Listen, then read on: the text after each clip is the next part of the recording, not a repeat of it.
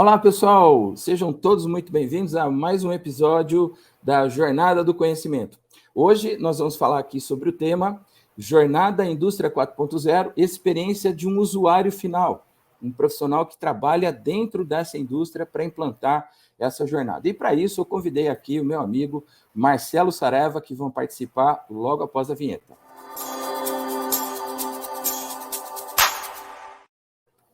Grande Marcelo, seja muito bem-vindo, muito obrigado por participar aí com o seu tempo para discutir assuntos em comum aqui com a nossa comunidade.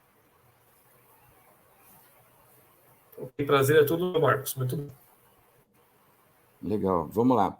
Marcelo, assim, dentro da nossa comunidade, a grande pergunta que se faz de profissionais que têm um cargo similar ao seu, de outras companhias e grupos, né, de porte como o seu, é: Marcelo, por onde começar? Como começa essa jornada? O que você recomenda para fazer? Pergunta interessante e profunda. Assim. Tem vários caminhos, tá? E nenhum caminho eu entendo certo. Existe o caminho que nós entendemos que foi o mais adequado, né? Então, o que nós fizemos aqui? Nós fizemos um grande plano diretor de digitalização, tá? Então, a gente começou pela nossa unidade mais importante, que é em Monte Alegre, né? Uma grande importância no negócio.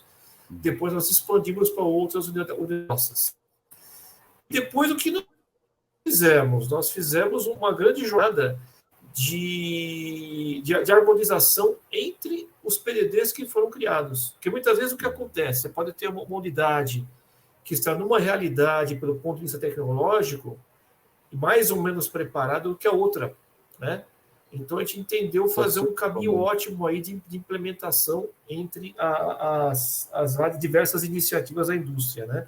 Agora, lógico, todos esses estudos foram totalmente alinhados assim, com planos estratégicos da empresa, com a nossa diretoria, né? Nada foi realizado assim, sem assim, um aval forte, sem um patrocínio forte desses patrocinadores, entre aspas, né? E, lógico, é sempre muito alinhado ao negócio também, né? Muito alinhado ao negócio. Isso é assim que nós entendemos que pode ser um caminho bem legal para começar esse trabalho. Antes de mais nada, não sair fazendo, né? Para o trem, vamos estudar primeiro o que está acontecendo. Entender as dores das unidades, entender os problemas, entender as dificuldades, né?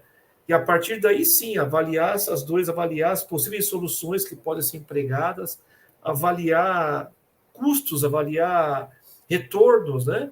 Eu acho que tudo isso são coisas muito importantes de serem feitas, que fazem parte desse plano diretor que nós comentamos. Marcelo, eu tive um cargo parecido ao seu, né? Na Ródia, né? Grupo Rony Polan, e a gente começou a desenvolver know-how em criar planos diretores de automação. Eu adorei o tema, eu gostei demais, foi por causa dele que eu fui parar no PMI, me aperfeiçoar em gerenciamento de portfólio, programas, projetos, associei a parte de gestão com a minha perna técnica, né? E você também é um profissional bacana, porque antes da Klabin você veio também de outros fornecedores, trazendo bagagem aí de outros caminhos. Você citou aí o plano diretor, né? E tem muita gente no mercado que tem opiniões diferentes entre plano diretor e jornada indústria 4.0, né? Qual é a sua opinião? Existe diferença? Se existe, qual é? Ou se não existe, é tudo a mesma coisa, como que continua? Qual a sua opinião? Bom, eu entendo que existe uma diferença sensível, né? Do ponto de vista estratégico, né? O plano diretor de digitalização está sempre muito bem alinhado com a estratégia e com as diretrizes da empresa, né? Uma jornada da indústria 4.0, na minha visão, uma coisa um pouco diferente, né? Você pode ter uma jornada, mas após a fase do plano diretor, do estudo, né? Então, assim, nós temos diversos projetos aqui hoje que são jornadas, né? Não é um projeto que tem início, meio e fim.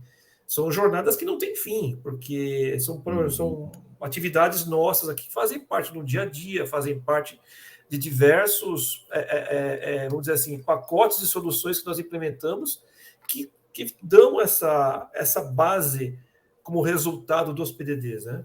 É assim que nós entendemos. Legal. Não, interessante, bate justamente com o que eu penso, né? Bacana.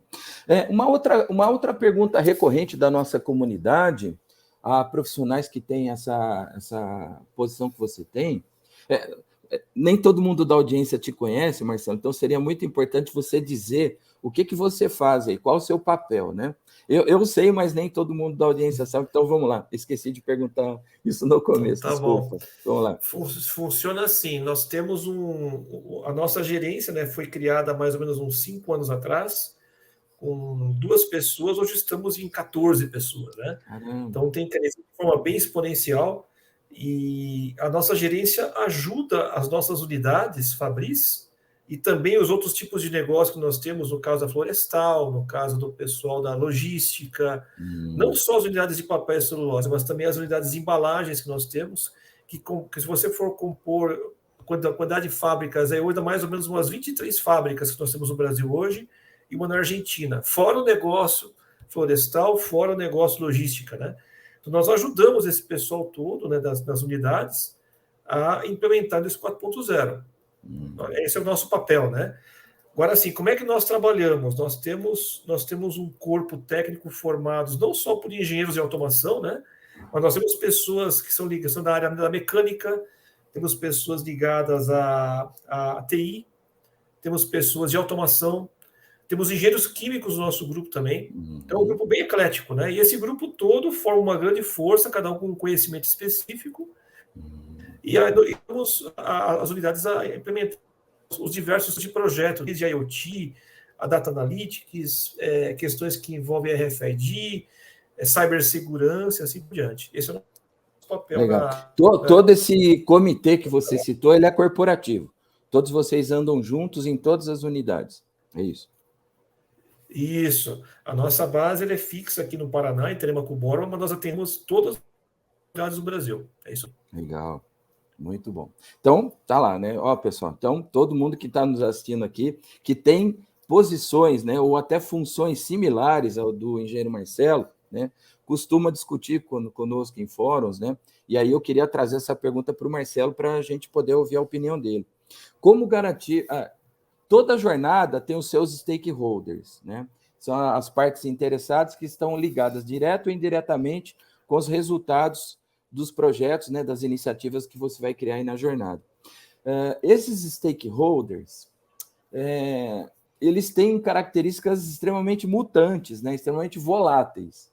Então, na hora que você começa a jornada, eles estão numa situação e, à medida que a jornada vai caminhando, essa situação vai modificando, né? Então, aquele grau de motivação, aquele grau de envolvimento, aquele grau de engajamento que você precisa para dar sustentação na jornada, fica instável, né? Naquilo que a gente tem visto.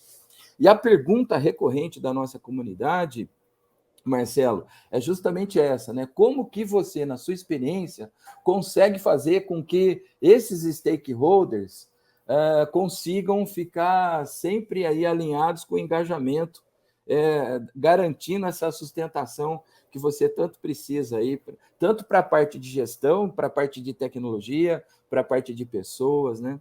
Como é que você faz para lidar com isso aí? Então, o que nós fazemos aqui, né? Como eu comentei, os diversos projetos que nós ajudamos as unidades a implementar são feitos nas unidades ou nos negócios, né?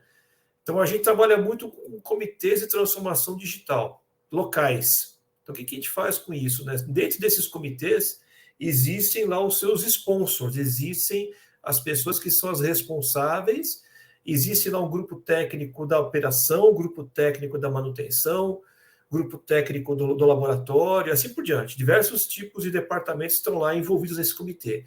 E os projetos permeiam sempre essas áreas, né? Produção, manutenção, e esse pessoal tem uma voz ativa nos comitês, né? Então, alguns comitês funcionam assim com voz um pouco mais alta do que as outras, né? Mas, via de regra, esses sponsors estão sempre muito bem alinhados conosco, tá? Muito bem alinhados. E nós, como departamento corporativo, estamos em todos os comitês, né? Então, são comitês que trabalham, que funcionam de forma mensal, né? Então, nós temos fóruns mensais onde nós discutimos os diversos projetos, diversas iniciativas que estão sendo conduzidas, apresentamos os resultados desses trabalhos, apresentamos discussões, né? Aí nós entramos na fase de discussões do que a gente vai fazer no próximo ciclo, e no próximo mês tudo isso se repete, né? Então, quer dizer, sempre existe um envolvimento muito grande das unidades. Então, é assim que nós trabalhamos, tá, Cogner? Entendemos assim que não dá para a gente fazer a Indústria 4.0 sozinho. É um departamento que faz? Não. É um grupo de pessoas que faz esse trabalho, não só a gente, né? Então, a gente prioriza muito assim a participação dos times locais, e a gente conta, inclusive, com essa força, né? Conta, inclusive, com esses braços, né? Então, nós entendemos que esse é um caminho muito legal para que sejam feitos esses trabalhos. Muito interessante, Marcelo. Assim, da onde que nasce o input? Da onde que são vocês desse comitê que propõem quais objetivos do planejamento estratégico seguir? Ou é o teu cliente interno que fala, olha, a gente tem esse objetivo estratégico aqui, o desdobramento desse objetivo vai dar nesses projetos e aqui você está envolvido. Como é que funciona isso? É muito dinâmico, viu, Cog? É muito dinâmico isso aí. Muda toda hora, né? Muda toda hora. Muitas vezes o cenário, às vezes, tende a empregrar o pessoal. Esse ano aqui, por exemplo, nós vamos ficar mais focados em tocar produção, né? Então, existe uma diretriz que é gerada para tocar esses trabalhos. O próximo ano, por exemplo, olha, pessoal, esse ano aqui nós vamos investir, sei lá, vamos trabalhar mais um assunto cibersegurança, que nós temos muito importante. Então, normalmente, né, existe uma diretriz muito forte que nós tentamos puxar, mas sempre alinhado, Cog, assim, com as unidades, né? Alinhados com a realidade das unidades. Porque muitas vezes existe uma diretriz principal, mas assim, as unidades têm a sua realidade. Algumas delas têm grandes dificuldades, outras nem tanto, em função dos seus equipamentos, né? E nós temos plantas hoje que foram que elas iniciaram a sua produção em 2016, por exemplo, né? São ultra modernas, né? E tem plantas nossas aí que rodam com equipamentos muito antigos. Equipamentos assim que, se somar a minha idade e a tua, você não acredita que a coisa está até hoje funcionando lá. É impressionante. E como é que você faz a Indústria 4.0 nesse cenário, né? Tem jeito. Mas assim, a gente está sempre muito bem alinhado com as unidades para tocar esse tipo de trabalho. Essa é a nossa receita. E existe assim um ambiente controlado para a governança desses projetos, né? Porque, como você próprio disse, toda hora algum objetivo muda, algum indicador muda. Como que é feito para você contornar esse monte de incerteza, problema, mudança, toda hora está aparecendo, Marcelo? É um problema recorrente também, é uma pergunta recorrente. Recorrente, é verdade. Isso é assim, como nós falamos, todas essas questões que você colocou, Cog, são discutidas nos comitês. Então, esse comitê delibera muito esse tipo de coisa. Né? Existe, por exemplo, uma reunião que a gente toca todo início de ano, onde a gente faz um plano para aquele ano, por exemplo. Então, esse ano aqui, por exemplo, vou trabalhar, sei lá, em ampliar a minha base IoT, vou trabalhar em fazer mais trabalhos com Data Analytics e vou crescer em cibersegurança, por exemplo. Tá. Só que chega no meio do caminho, né, o que acontece? Olha, pessoal, não tem a verba, por exemplo, para fazer tal coisa. O que nós vamos fazer no lugar, ou nós não vamos deixar isso para o ano que vem? Então, sempre o comitê anda muito em conjunto com a realidade das unidades, tá? Entendemos dessa forma que pode ser um caminho legal. Bacana. Muito bacana. Disso que você acabou de falar, né? Deixa eu ver se você já teve uma experiência parecida, né? Nesses trabalhos de mentoria da jornada Indústria 4.0, mês retrasado, para você ter uma ideia, Marcelo, junto de um diretor de uma grande companhia, um grande grupo, eu consegui aprovar um projeto que a gente não tinha definido o escopo. Tem um objetivo para chegar, mas a gente não sabia o que fazer ainda, sabe? E aí, dada a pressa e a necessidade de você marcar território, fala, olha, então a gente vai fazer um trabalho, né, uma convergência para esse caminho, entretanto, a gente ainda não sabe qual é o escopo. é óbvio que não deu tempo e foi feito na correria, né? Mas, assim, as escolas tradicionais de negócio, elas têm uma matéria lá chamada Análise de Viabilidade de Investimentos, né? Análise de Viabilidade de Projetos. E os nossos superiores, né? No meu caso, os meus patrões são meus contratantes, né? Os seus superiores aí dentro de um grande grupo, eles a toda hora estão nos perguntando, olha, qual é o payback, quanto tempo retorna, qual é o VPL, né? Qual é a taxa interna taxa interna de retorno ou taxa de atratividade, enfim, aqueles parâmetros, né, de viabilidade econômico-financeira que a gente, em qualquer escola de negócio, aprende, né? Só que isso daí foi criado num momento clássico onde o mundo era outro, né? As instabilidades, elas não eram como é hoje. Então, você trabalhava com gestão preditiva, né? Você previa que uma coisa ia acontecer dali a 2 anos e você trabalhava para chegar nela. Acontecia alguns problemas no caminho, sim, mas não como hoje, né? Hoje você pede uma coisa na segunda-feira de manhã, segunda-feira à tarde, fala, pô, será que era isso mesmo? Então, a pergunta como é que a gente faz para fazer viabilidade de projetos que a gente, às vezes, nem sabe direito o escopo? Já aconteceu com você? Sim, sim. Isso é uma constante, né? É uma constante. Normalmente, quando a dor chega, quando as dores são mapeadas nos PDDs, então, como é que funcionou? Como é que funcionou esses PDDs que nós fizemos, né? Nós estabelecemos, assim, critérios de levantamento de dores e levantamento de oportunidades. Dentro dessas oportunidades, nós listamos as principais prioridades, né? E nessas prioridades, nós detalhamos esses projetos. Então, assim, mini projetos, na verdade, né?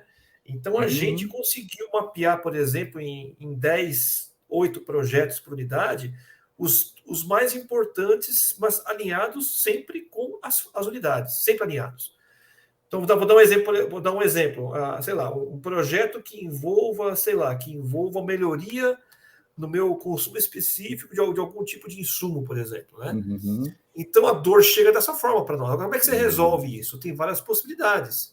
Então, em cima disso, né, em cima desse levantamento que nós fizemos, né, nós fizemos um mini projeto básico. Aliás, eu acho que até antes do projeto básico, um projeto conceitual nós fizemos, onde nós conseguimos mapear, olha, pessoal, com essa direção desse projeto, se for desse caminho, com essa possibilidade de solução, se isso aqui der certo, conseguiremos atingir um payback ou um ROI X, por exemplo. Em cima disso, nós estabelecemos prioridades. Olha, beleza, então esse projeto vai ser o número 1, esse vai ser o número 2 e assim por diante, né?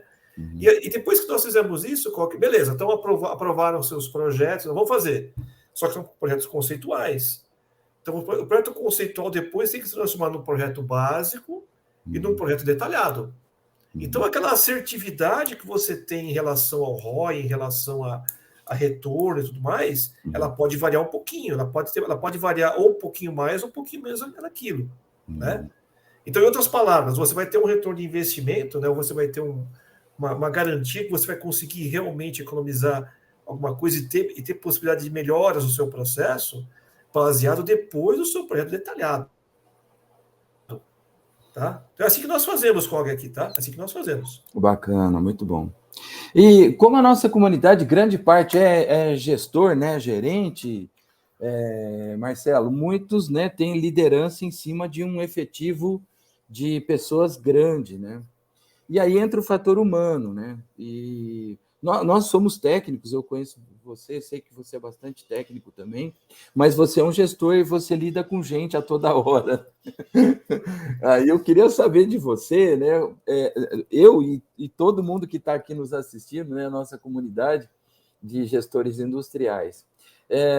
Como que você prepara, rapaz? Como que você sugere, né, nas fábricas que você vai, nas unidades de vocês, como que vocês tratam o fator humano, né? Como preparar, dar treinamento, envolver, porque uma coisa é a prata da casa e outra coisa é você pegar alguém de mercado, trazer e já começar a rodar, né? E a gente queria ouvir um pouquinho da tua experiência, de você nos ensinar aí como lidar com o fator humano, né, dentro da jornada Indústria 4.0.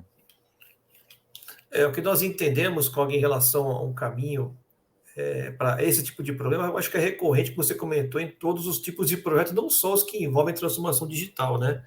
Mas eu costumo até conversar com o meu time, né, que basicamente qualquer tipo de trabalho, né, Cog, que você faz em termos de engenharia, acho que até não só de engenharia, mas todos os tipos de trabalhos que eu vou fazer. 5% desse trabalho, eu diria, é a parte técnica. A gente resolve isso aí. 95% é relacionamento humano. Então você tem que criar canais muito fortes de comunicação, canais muito fortes de alinhamento. Acho que a palavra principal aqui é alinhamento, né?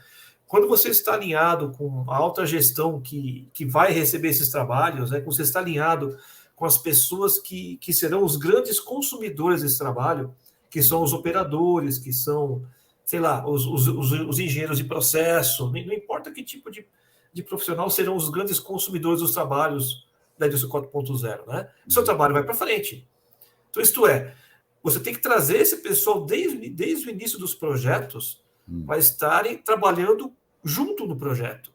Então, quer dizer, envolve uma grande comunicação, envolve um grande alinhamento, envolve uma grande, vamos dizer assim, uma jornada de conhecimento. Às vezes você começa um projeto, a tecnologia muda.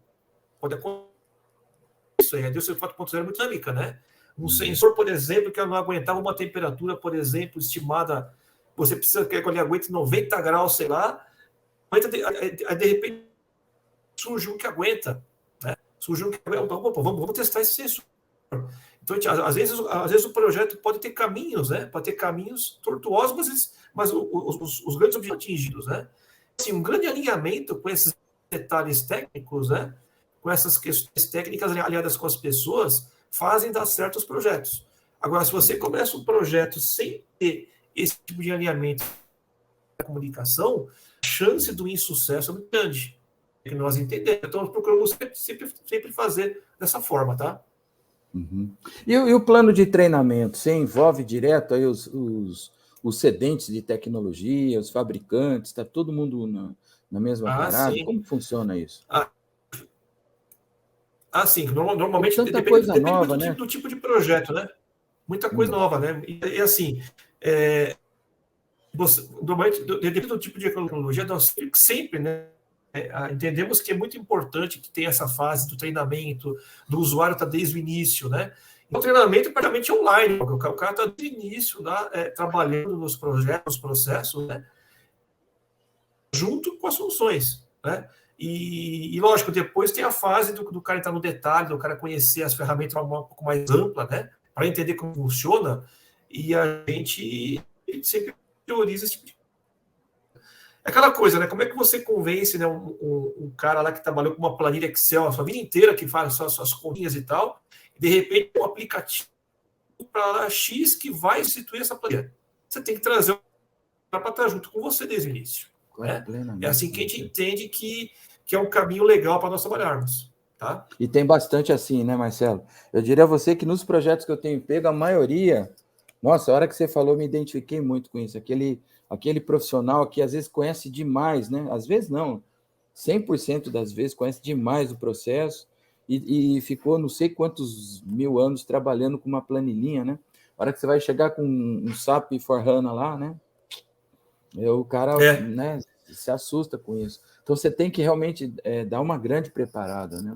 E não é uma coisa simples de resolver. E eu vejo, né, grandes implantações serem feitas e esse profissional que não foi envolvido, né, continua com a planilhinha dele ali, quietinho, escondidinho, né? Eu faço uma analogia, Cog, assim, o cara vai fazer um test drive de um carro numa revenda, né? Uhum. Aí ele vai fazer uma curva, o cara faz um barulhinho, a porta vibra, sei lá, a direção dá um problema, o cara fala, isso aqui não serve, nunca mais o cara vai querer saber daquele carro, né? Em outras palavras, como é que você compara com um projeto isso aí? Você começa um projeto sem fazer o test drive com o cara.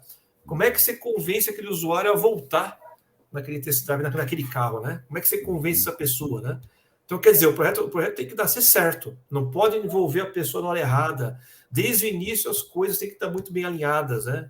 Essa é uma visão muito, muito importante em qualquer tipo de projeto, especialmente os que envolvem alta tecnologia. Uma última pergunta, Marcelo, assim, muitos autores consultores, mentores, né, professores, têm pregado muito a convergência OT e T, né, a tecnologia da operação com a tecnologia da informação, ou, se preferir em português, né, a convergência da TA, tecnologia da automação, com a TI, que é a tecnologia da informática, né? E eu já cheguei em vários lugares e todo mundo ali preocupado com essa convergência, a qual eu também acho extremamente importante, né? Mas eu queria saber a sua opinião sobre essa priorização de você colocar essa convergência em primeiro lugar dentro das jornadas Indústria 4.0. Eu vou dar um exemplo rápido para você. Ó. Numa grande indústria de baterias automotivas, hoje, se você ficar com o seu carro parado num estacionamento de um supermercado por falta de bateria, você tem um aplicativo desse fabricante. Você vai lá, mostra o local no Google Maps onde você está, você compra essa bateria à base de troca e em alguns minutos um rapaz de moto portando uma bateria nova, igualzinha, né, melhorada, nova, a que você acabou de configurar, ele chega no seu local, ele não deixa você nem pôr a mão, vai lá, troca essa bateria, dá um abraço e vai embora. É um projeto de transformação digital na indústria, ou seja, é um projeto Indústria 4.0, onde não há convergência da TA com a TI, né? Só eu peguei esse item aqui lá do estoque, hoje foi lançado, e isso daí é um grande sucesso, funciona, sem que a TA com a TI fosse uma convergência, mas ali ele resolveu um grande objetivo da companhia, que é trabalhar na capilaridade de cada, um negócio business to consumer, né? Ele quer trabalhar na capilaridade do usuário da bateria para ele ir lá e trocar, sabe? Achei fantástico, né? Isso daí revolucionou, foi até um negócio disruptivo, né, para o momento, né, para a época, isso já aconteceu há alguns anos, e não há convergência da TA com a TI, e é um projeto Indústria 4.0. Eu queria saber a sua opinião sobre essa necessidade a toda hora de você ficar falando dessa convergência, se isso realmente para você é uma coisa importante. Funciona assim, né, Cog? Esse exemplo que você falou nós chamamos assim, um projeto sangue puro TI, vamos dizer assim, né? Uhum. Existem também projetos sangue puro TA, Indústria 4.0, né? Também existem. E existem projetos onde a TI e a TA se esbarram ali, né? Alguns com menos ou mais porcentagem das suas, vamos dizer assim, das suas competências, né? Então, lógico, o que acontece? Esses times têm que andar sempre de mão dadas, não tenha dúvida disso. Né? São elos muito importantes de qualquer trabalho que envolva a indústria 4.0. Então, só para você ter uma ideia, esse trabalho que envolveu, que nós fizemos de estudos iniciais, né, nós mapeamos até isso também. Até onde ia chegar a TI, até onde ia chegar a TA, onde que a TI e a TA iam andar separadas, onde que a TI e a TA iam andar juntas. Bacana. Porque uma coisa não funciona sem a outra, não funciona. Você não consegue, por exemplo, levar um dado de chão de fábrica para um SAP, né? Um cara sozinho de TI não faz isso. E um cara sozinho de TI também não faz isso. E aí, como é que faz? Tem que ter os dois times juntos, né? Eu sei que esse exemplo que eu passei não é o melhor exemplo do mundo, mas assim, é um exemplo bem que mostra assim, a importância desses times estarem conectados, né? E lógico, cada um desses times tem a sua expertise, a sua, vamos dizer assim, a sua competência. E eu até um pouco mais longe, porque depois que você tem essa grande convergência mapeada, né? Você somar os esforços dos times de manutenção, dos times de operação, dos times que fazem lá o dia a dia dos seus laboratórios, da sua confiabilidade. Tem tudo para dar muito certo isso daí. Né? Agora, ninguém consegue sozinho isso aí. Ninguém consegue. É o que nós temos, tá? Isso aí. Rapaz, olha, uma aula, viu, Marcelo? Muito obrigado aí, rapaz, mais uma vez aí pelo seu tempo, né, pela sua disponibilidade. Esperamos, né, dentro aqui desses trabalhos que a gente vem fazendo, em breve a gente vai começar a colocar como se fosse um fórum, né, para que correspondentes dentro desse trabalho similar ao seu possam conversar, né, de ponta a ponta lá na comunidade. Então, de início aí, o nosso muito obrigado, né? e esperamos revê-lo em breve aí no mercado. Fico à disposição. Grande abraço, pessoal. Até o próximo programa. Tchau, tchau.